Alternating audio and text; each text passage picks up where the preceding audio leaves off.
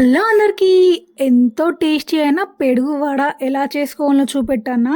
చాలా బాగుంటుంది వడ, చాలా జ్యూసీగా ఉంటుంది, చాలా టేస్టీగా కూడా ఉంటుంది.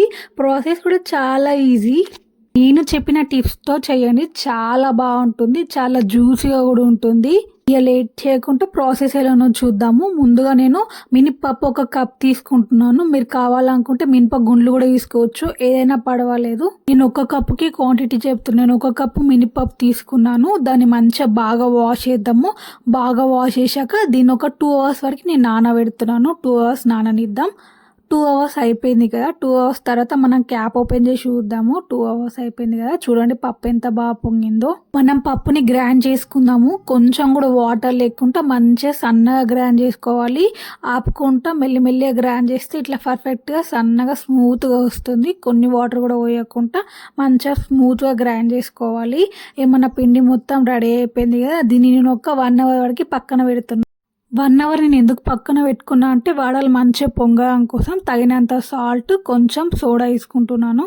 ఇంకా మంచి వడలు రావాలనుకుంటే నైటే గ్రైండ్ చేసుకొని ఫ్రిడ్జ్లో పెట్టుకొని మార్నింగ్ తీసి ఇలా మంచిగా బీట్ చేసుకోవాలి. ఎంత బీట్ చేస్తే వడ అంత మంచిగా పొంగుతుందండి.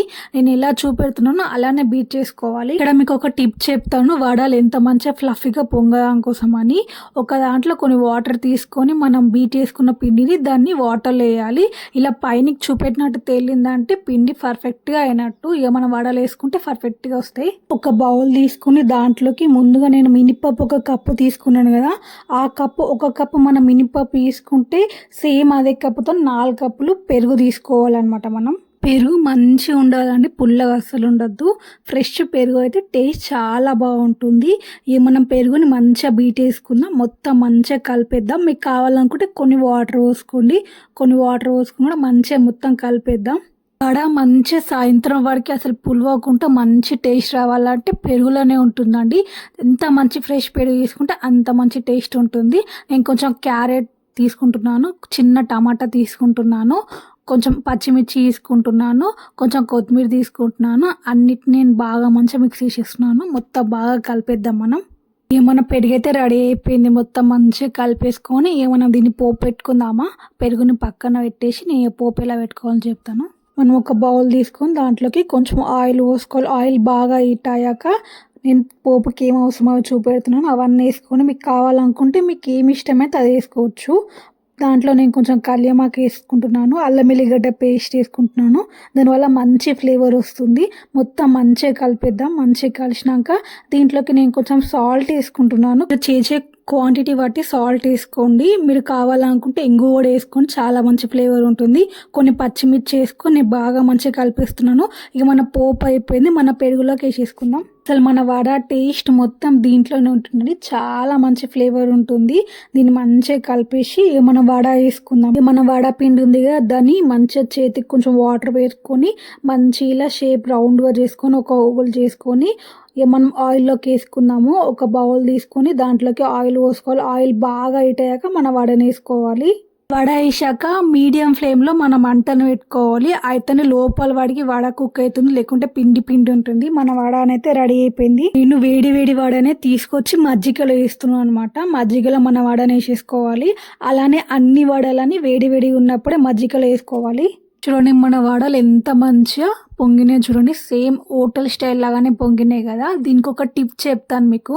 పర్ఫెక్ట్గా రౌండ్గా వడలు రాకుంటే ఎలా చేసుకోవాలో చెప్తాను. ముందు అయితే వేడివేడిగా ఉన్నప్పుడే మజ్జిగలో వడలను వేసుకోవాలి. ఒక 2 మినిట్స్ వరకు అలానే నానబెట్టాలి. మీకు ఇప్పుడు టిప్ చెప్తాను, వడలు ఎలా పర్ఫెక్ట్గా రావాలని.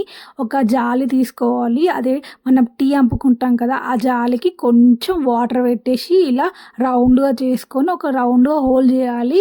అంతే అండి, మన వడ షేప్ వచ్చేసింది. దీన్ని మనం తీసుకెళ్ళి ఆయిల్ వేసేయాలి. అంతే, చాలా ఈజీగా అండి, చాలా ఈజీగా అయిపోతుంది ఇది. ఎవరికన్నా వడలు షేప్గా పర్ఫెక్ట్గా రాదనుకుంటే అలా చేయండి, చాలా ఈజీగా అయిపోతుంది. మజ్జిగలో 2 మినిట్స్ వరకు వడలా నానబెట్టుకున్నాం కదా, ఆ వడలను తీసుకొని మన పెరుగులకి తీసేసుకోవాలి. ఇప్పుడు నేను చూపెట్టినట్టు వాటర్ని కొంచెం ప్రెస్ చేసేసి ఆ వడలన్నిటిని మనం పెరుగులు వేసేసుకుందాం. పెరుగులు వేసుకొని ఒక 1 అవర్ వరకు మనం మంచిగా నాననిద్దాం. 1 అవర్ వరకు పక్కన పెట్టేయండి. మంచి వడలు మొత్తము పెరుగుని మంచిగా పీసుకొని మంచిగా జ్యూసీగా అవుతాయి అనమాట. నేను కొంచెం మీకు వీడియో కోసమే తక్కువ క్వాంటిటీ చెప్పాను. మీకు కావాలనుకుంటే ఎక్కువ క్వాంటిటీ చేస్తే అన్నిటిని కొంచెం ఎక్కువ చేసుకోండి, అంతే సరిపోతుంది.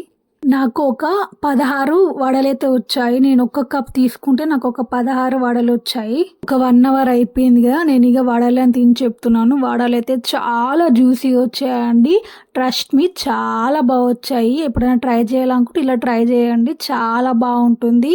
ఎంతో టేస్టీ అయిన పెరుగు వడ రెడీ అయిపోయిందండి. చాలా బాగుంది. మీరు ఇది ట్రై చేస్తే నాకు కంపల్సరీ కామెంట్ చేయండి ఎలా వచ్చిందో. మీకు ఏమైనా డౌట్స్ ఉంటే నాకు కామెంట్ చేయండి, నేను తప్పకుండా రిప్లై ఇస్తా. వీడియో వస్తే లైక్ చేయండి, షేర్ చేయండి, సబ్స్క్రైబ్ కూడా చేసుకోండి. బాయ్.